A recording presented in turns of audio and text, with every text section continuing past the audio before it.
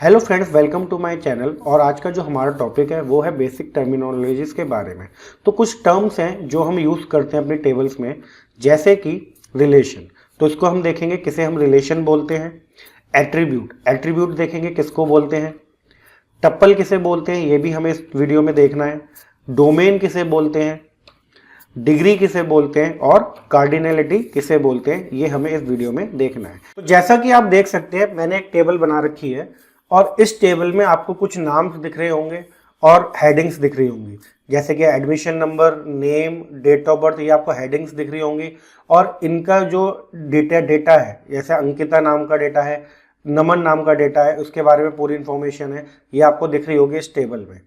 तो जो हम ये टेबल का नाम रखेंगे, जैसे कि मैंने इसका नाम रख दिया स्टूडेंट, तो टेबल के नाम को हम क्या और बोल सकते हैं, हम बोल सकते हैं रिलेशन एंटिटी। और टेबल तो हम बोल ही रहे हैं, तो आपको ये ध्यान रखना है कि इस नाम में से चाहे हम रिलेशन बोले, चाहे हम एंटिटी बोले, चाहे हम टेबल बोले, तो टेबल के नाम के लिए हम ये टर्म्स यूज करते हैं। अब जैसे कि अभी आपने देखा, ये जो हेडिंग्स हैं, admission number, name, date of birth, gender, fees, ये 5 हेडिंग्स हैं। तो इनको हम बोलते हैं एट्रीब्यूट, या फिर बोलते हैं फील्ड, या फिर कॉलम। तो ये टेबल की फील्ड्स होती हैं, एट्रीब्यूट होते हैं, या फिर कॉलम्स होते हैं। तो आप अगर इनके काउंट करेंगे तो ये कितने हैं, 5 है। तो ये जो डिग्री होती है नंबर ऑफ कॉलम्स, यानी कि नंबर ऑफ एट्रीब्यूट्स, इन्हीं को हम बोलते हैं डिग्री। तो इस टेबल में कितनी डिग्री है, 5।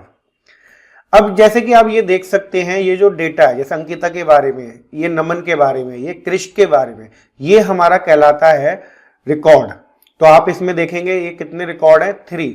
तो इनको हम बोलते हैं रिकॉर्ड। इनका दूसरा जो नाम है वो है टपल और फिर है रो। तो ये टर्म्स यूज होती है रिकॉर्ड के लिए। तो आपको ये ध्यान रखना है, ये पूरी की पूरी रो ये कहलाती है रिकॉर्ड। इसी तरीके से अगर आप इस टेबल में देखेंगे तो कितने रिकॉर्ड है मेरे पास, तो मेरे पास यहाँ पर 3 रिकॉर्ड है। तो कार्डिनलिटी क्या होती है, तो कार्डिनलिटी होती है नंबर ऑफ रिकॉर्ड, या आप बोल सकते हैं नंबर ऑफ रोज या नंबर ऑफ टपल। तो इसको बोलते हैं हम कार्डिनलिटी। तो इस टेबल में कितनी है, 3।